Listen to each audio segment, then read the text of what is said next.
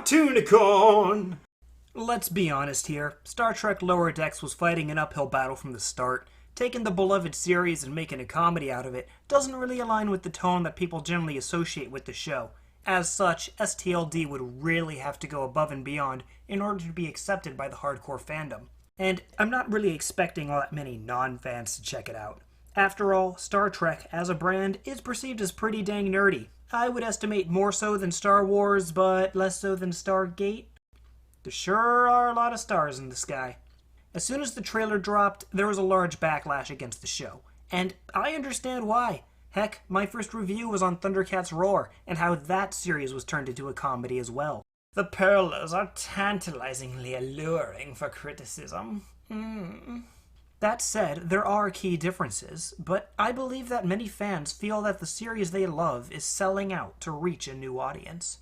A lot of these concerns could have been avoided had they simply gone with the Galaxy Quest route, where they keep enough the same that everyone gets it, while also stating in hot pink neon lights, "I'm a parody, look at me!"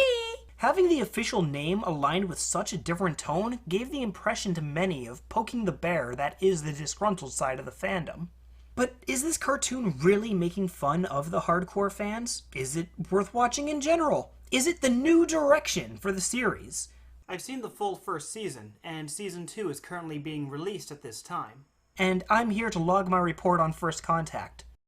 Long after it was released.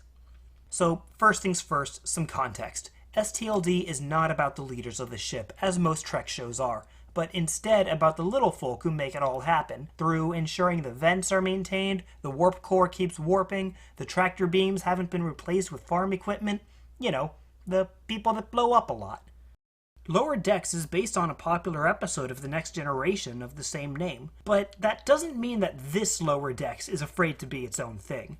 First, the center of any show is the characters, and whether or not we want to spend time with them. Main character to starboard, Beckett Mariner to starboard. Please put away your liquor and get up here, Mariner. The protagonist of the show is Beckett Mariner, who we learn in the first episode is quite happy with working in the Lower Decks, having gone through a series of continuous demotions until she found herself amongst the bottom of the barrel. But hey, she likes it there, as she has a rather negative view of command. She will continue to remind us that the higher-ups don't care about the little people. All they care about is glory. Stuff that could earn them a mention in the history books. They don't really care about us. Despite how she constantly insists that she is right, and frequently reminding us that she is awesome, we eventually see that she has a lot of issues she needs to work through. I don't need therapy! Not the least of which includes how her self-absorbed attitude makes her insufferable to command, and needs to be as far away from any form of leadership as possible. I would have liked it if less time was spent saying how awesome she was rather than showing it. Having to tell your audience diminishes the value, and ends up doing the opposite of the intended effect. Because trust me, they will tell you how awesome she is, even though the other two semi-protagonist characters also have equivalent goon-stomping abilities. I expected to be working with the capable Starfleet badass I knew at the Academy. He's mousy, sweet, and soft, and you're a badass space adventurer! Honestly, I wasn't a big fan at first, but I found her to be fun to listen to, especially on reviewing episodes, as she can really liven up what would otherwise be dull scenes. Computer, send me a suck-up to clean up my mess. I have a giant torso and little hands over. Right? Yeah, hilarious. Next up, every party needs a pooper, and that's why they invited Brad Boimler. Future captain of Sticks in Mud, he is the soggiest of all blanket Starfleet has to offer, matched only by his pettiness. Okay, here we go. Get ready to jump. Wait, why isn't it attacking your uniform? It's going to town on mine. Random chance? Who cares? On my mark. I care! I say we wait for it to destroy both of our uniforms. He has a long way to go to achieve his aspirations to be a Starfleet officer, and there is a lot of potential for character growth if he's to ever actually rise into the role he dreams to be, distant as that may be. Yeah, that's right, because they appreciate people who follow the rules. Who's boring now? On my way. Despite his shortcomings, his personality does bounce well off of Mariner, as his by-the-rules attitude contrasts sharply with... Last week, I put a scorpion in Ransom's bed. It was bad. He almost died. Yeah. Heck, he really loves his job, to the point of excess. Personal log. I've completed all of today's assignments ahead of schedule, and I've requested more. Space, the funnest frontier? Which unfortunately overlaps a lot with Rutherford and Ivana. crawling through cramped ducts, prying open panels, and adjusting red-hot power cables. Look, I've got blisters on my blisters. Mariner, guess what? I get to tidy the conference rooms. What should I wear? Oh, probably just my uniform, right? Boimler is the kind of guy who would sink in a few hundred hours of viscera cleanup detail to prepare for an afternoon of janitorial duty, as he finds joy even in the most mundane work he does. Devana is the new recruit, and just as excited to be a part of the Starfleet as Boimler, gleeful in her chance to join the Galactic Federation. For the most part, she is very excitable, and doesn't go very far beyond that. However, we see a bit more of her personality in Episode 4, where we learn she takes things to heart quite deeply. I think she stands out the least of the four. Not that she's a bad character, just that in the Venn diagram of personality, she is overlapping a lot more than she's not. Oh, and she totally has the hots for cyborg! No, not cyborg, just a cyborg. Sam Rutherford, to be specific. Like I already stated, Rutherford has certain personality aspects that blend with Devana and Boimler in how much they love doing their jobs. However, being a cyborg ends up being his main defining feature. When I saw him in the first episode, I seriously worried if the quirk of his cybernetic brain taking over would be a recurring theme. Thankfully, it wasn't. He, like the others, has a positive outlook on things, and, like all cyborgs everywhere, loves himself some circuitry. Oh, baby, check out those wires. Oh, yeah. Disappointingly, these last two are more B-story characters, often doing their own smaller subplots. From interviews with the creator, Mike McMahon, they are planning on doing more with them in the next season, and I gotta say, they really need it. Now that we have the actual protagonists out of the way, let's look at the leaders of the ship, who are the supporting cast.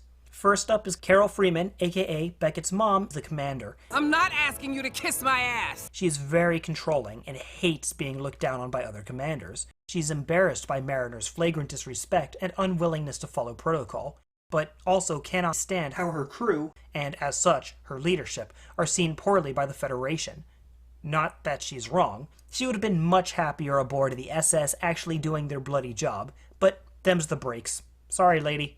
Then there's Holy Beefcakes, Batman! Lieutenant Shax over here is in charge of security. I have to say, I liked this guy the moment I saw him. His directness and no-nonsense tone is hilarious. Are you out of your mind? We don't go all in. It's a friendly game. All he wants to do is blow things up. He's like a big old ball of rage and destruction that you just want to hug. If we fire on them, it's an act of war. I advise we fire on them. Phasers locked onto their warp core, Captain. Please let me shoot their warp core. I have been very good this month. Evasive pattern Sulu Alpha. Oh, come on!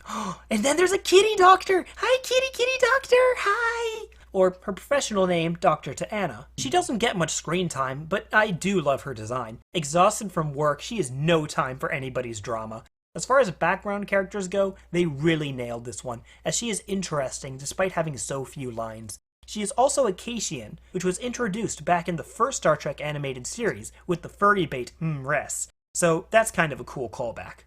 And we've got Commander Ransom. You've seen Prince Charming from Shrek, right? He's kind of like that. Self-absorbed, occasional asshat, but damn fine in the Emperor's clothes. I would like to see him evolve a bit more as a character, especially after Episode 3 set him up to be more interesting. Honestly, I was concerned if the show would take advantage of the Star Trek universe enough to justify using the brand. These concerns were very quickly drop-kicked down a flight of stairs, as it doesn't take long before you get that Lower Decks is going to milk every last drop from the franchise name, without having references being the only joke, even if it lays it on thicker than Gorilla Glue mixed with crunchy peanut butter at times. It takes cracks at the casualness of chaos aboard a starship, has fun on the holodeck, as well as making fun of the portrayals of different races through the series, while also taking their fair stabs at Star Trek story conventions. Circled by Spears. This is a classic. What am I, Kirk? Is this the 2260s? All right. The pacing of both the jokes and the action is actually really good. When the excrement hits the fan,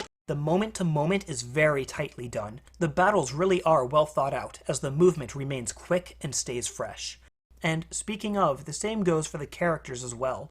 While they definitely don't fit for Star Trek, taken as its own thing, the two mains really do stand out, and are decent foils for one another. The other two, Robo-Bob and Green Lady, are more side characters for B-plots, While they are interesting to watch, they don't really leave as much of a lasting impression. As for the episodes themselves, I think the introductory episode was pretty rough around the edges. Hell, I'd even say that it was jagged. My biggest problems with the series are center stage in this first episode. Boimler is at his pettiest, Rutherford's roboticness was the least funny, and Mariner's high-energy authority sucksores made me concerned that the show would be preachy as hail. Worst of all, it sets up the main cast by making the secondary cast, the leaders, and everyone else, unlikable. Sorry about that, Ensign Bumford. What do you have to report? Boimler. Pardon? It's Boimler, not Bumford. What about Mariner? What makes him so special? Nothing, he's worthless. Thank you so much. Can I just say that I'm really honored to be... Keep it moving, lower decks. Which is really not the best foot to start on, but at the same time we do get a solid understanding of the protagonist's personalities, even if it's not in the best light. That said, the zombie plague aboard the starship was executed very well. It also shows off the bright color palette and fluid movement that the show is capable of. Episode 2 mixed things up with the location and introduced more races, but I would say that episode 3 was when things finally began to click for me, when the peace meeting with the crystal spear-wielding aliens just felt like something you would see in the old show.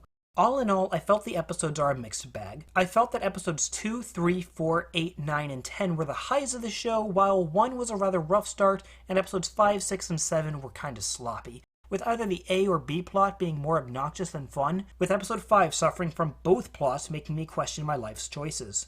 Fortunately, after the hump, I felt that the show got good again, with a really good penultimate episode and a fantastic season finale.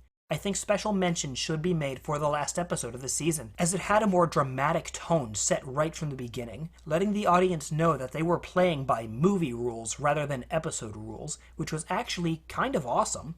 It is still a comedy, of course, and had some really silly stuff, but that is all in line with what STLD is as a show. I was legitimately impressed by how well they pulled it off.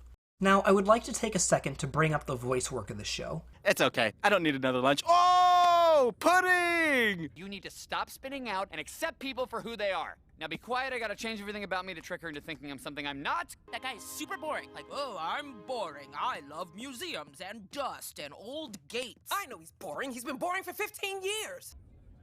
Boimler, no way, man. I had you pegged wrong. These characters, despite my complaints, are some of the most emotive I've seen. Well, almost. There is a lot of inflection in the voices that adds a nice kick to what they're saying. Don't move, humans! We have you surrounded! Yeah, but I have a phaser. That little pause as Boimler's talking just cinches that scene for me. Throughout the entire show, even minor characters really give a lot of personality thanks to the excellent delivery. If you win, we let you go. If you lose, you'll be dead, and your away team will be crushed by the adjudication geode. Crystals! And now, the Great Divide. The animation style and the overall tone of the series. The style is literally what most people have a problem with, and that is more than fair. It doesn't look like Star Trek, and the characters don't act like Star Trek. At all. Whatsoever. In this galaxy or the next. But that doesn't mean that the show is half-assed either. The animation is cartoony, true, but pulls out all the stops when it comes to character expression and movement. Unfortunately, the show can sometimes be a bit too goofy for its own good. I feel like some of these episodes could have taken themselves a bit more seriously. The farm side plot was just too weird, Fletcher's episode was exhausting, and episode 5, So, yeah, the tone fits conventional Star Trek about as well as Beavis and Butthead do Apocalypse Now. But on that note, it does stay reliable to its own rules, only breaking them in flashbacks or intentionally during the season finale. The characters' reckless actions are more forgivable, as they haven't actually led to a body count, allowing the crew to remain likable, and the overall tone seems to be focused on being fun, when it doesn't want to be awkward. There you go, Jet. That's it. Keep pushing it in. Are you sure it'll fit? We'll make it fit. You're not sex? I heard... Seriously, episode 5, why do you do this to me? But you know, I think I figured it out. These are not your normal Starfleet characters. Yeah, no, sure, shitlock. These are Dungeons and Dragons players. Seriously, when you think about it, they've maxed out their stats for combat and super dumped charisma. They are kleptomaniacs. They will fight each other for EXP, they will fight each other for loot, and given half a chance they will strip down or dress up. and they drink way, way too much during play sessions. Or maybe that's just me. So, from that point of view, I thought the show, as a whole, was pretty good. To me, who, I must reiterate, has only enjoyed Star Trek from a galaxy far, far away, I don't feel like Lower Decks is too blasphemous against the series. But, before you shoot me out of the airlock, hear me out. First, if you're worried about the canonicity of the Star Trek universe, I absolutely understand. Unfortunately, the actual Star Trek canon gets so mixed up with the Kelvin Prime and original timelines, it is all just a mess right now. You're not gonna like it. And the thing is that Star Trek Lower Decks isn't done with the intent of being the next arc in the Star Trek legacy. It generally doesn't even use recognized characters for cameos. It'll mention them, sure, but heck, even when Mariner is looking up videos of dumb things happening to other commanders, the ones they named weren't even from other Star Trek episodes as far as I could find. It isn't trying to rewrite anyone, and it seems to tread lightly so as not to directly flip the big bird to longtime fans.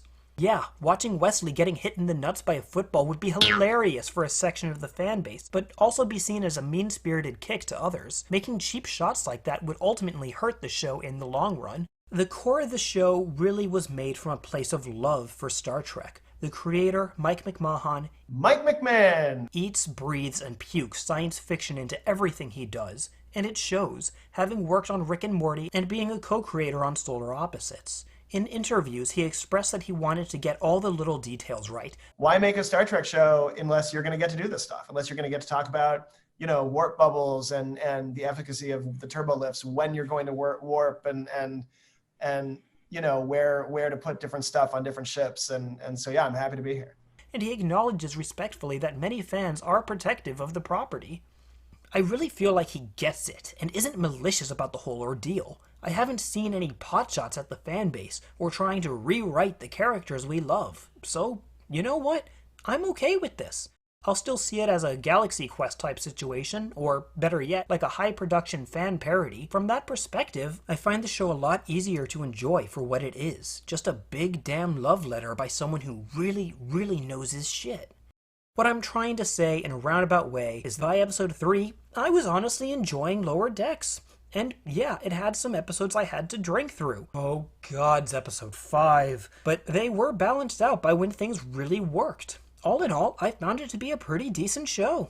I think that Trekkies should give it a solid shot. And maybe you'll still hate it, and that's A-okay. But maybe you might find it to be an unexpected bright spot in this crazy world of ours. Thanks for watching. If you liked this video, I would appreciate it if you could like, subscribe, and or beam this video over to a friend. Or don't. I'm not going to feed you to eels. Party on!